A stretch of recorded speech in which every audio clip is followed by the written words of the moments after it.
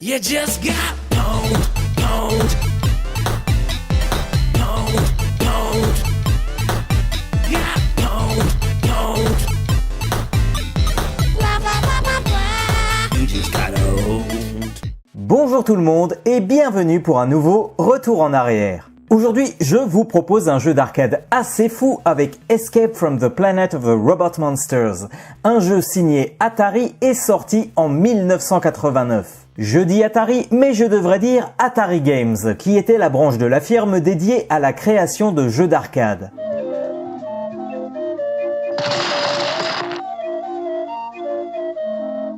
Je l'ai déjà mentionné plusieurs fois, mais Atari est derrière pas mal de titres cultes de l'arcade, même si la plupart du temps nous les avons connus dans leur portage micro ou console. On ne s'étonne donc pas de voir Mark Stephen Pierce travailler sur ce nouveau projet, puisqu'il avait déjà officié sur d'autres jeux de la société. À cette époque, la création de jeux est un business qui se doit de ne pas lasser les joueurs. Atari misait donc sur des développements express pour proposer constamment des nouveautés. L'avantage de cette pratique, c'est que la société laissait carte blanche aux créatifs, tant que le jeu était prêt dans les temps.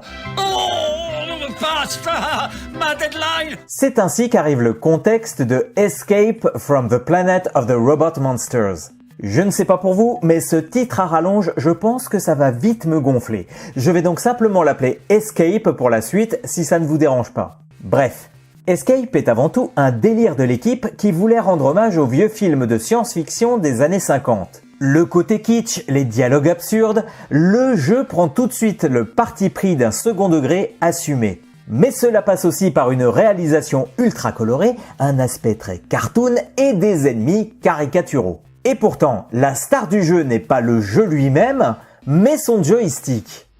En effet, l'équipe souhaitait un gameplay fun où la dextérité du joueur serait mise à l'épreuve. Ils vont donc imaginer un joystick rotatif. C'est-à-dire que si les directions fonctionnent de manière standard, on peut faire tourner le joystick sur lui-même pour influer sur la direction de notre tir. Cela signifie donc que l'on peut avancer tout en canardant à 360 degrés. Un des membres de l'équipe dira même qu'ils passeront plus de temps à bidouiller ce joystick qu'à faire le jeu lui-même. Cela peut paraître un peu exagéré, mais il faut bien admettre que même si la prise en main nécessite une certaine adaptation, le gameplay qui en suit devient nerveux et assez intense. Et cela sert un jeu assez fou dans son ambiance. Je parlais d'aspect cartoon et de monstres kitsch, tout est vraiment fait pour amuser le joueur. C'est pour rigoler.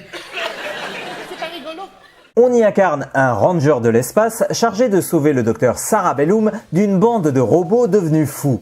Ces robots utilisent les humains pour construire une armée visant à conquérir la Terre.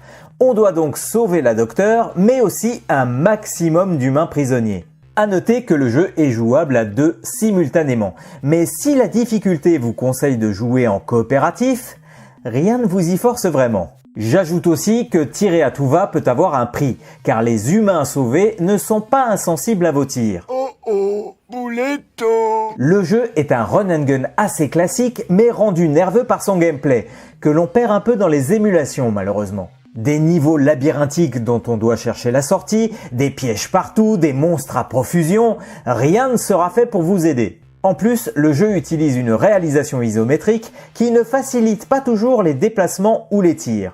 Il y a aussi quelques séquences bonus à vaisseau où vous devrez trouver le bon chemin en atteignant la sortie avant le temps imparti pour regagner un peu de vie. On trouvera aussi des combats de boss qui mettront vos réflexes et vos nerfs à rude épreuve. À noter que certains ennemis vaincus lâcheront une petite gemme qui augmentera la puissance de votre laser. Pensez donc bien à tout collecter, d'autant plus que la puissance diminue régulièrement. Même joueur joue encore.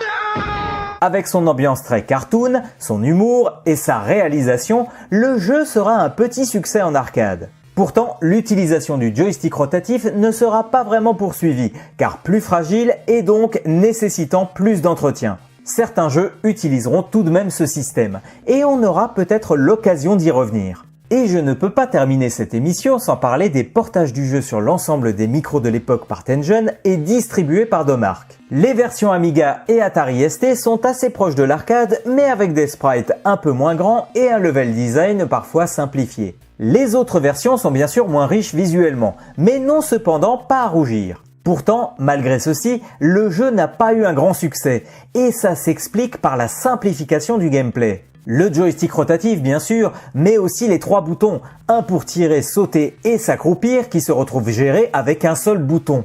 Toutes ces concessions de gameplay ont fait perdre au jeu la nervosité de sa version arcade.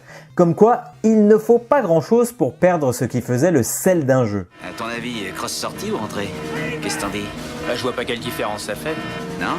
Moi si, et quand la crosse est sortie, ça fait mec qui a pas de couilles, toi aussi? Quoi qu'il en soit, ce jeu conserve une atmosphère unique. Un petit côté what the fuck que l'on ne retrouve plus dans les productions d'aujourd'hui. Car avant, on n'avait pas peur d'essayer des choses et à proposer un jeu qui sortait du lot. Autre époque, autre mœurs, comme on dit. Quoi qu'il en soit, ça a été un plaisir pour moi d'évoquer ce jeu, dont je vais dire le nom complet une dernière fois, Escape from the Planet of the Robot Monsters.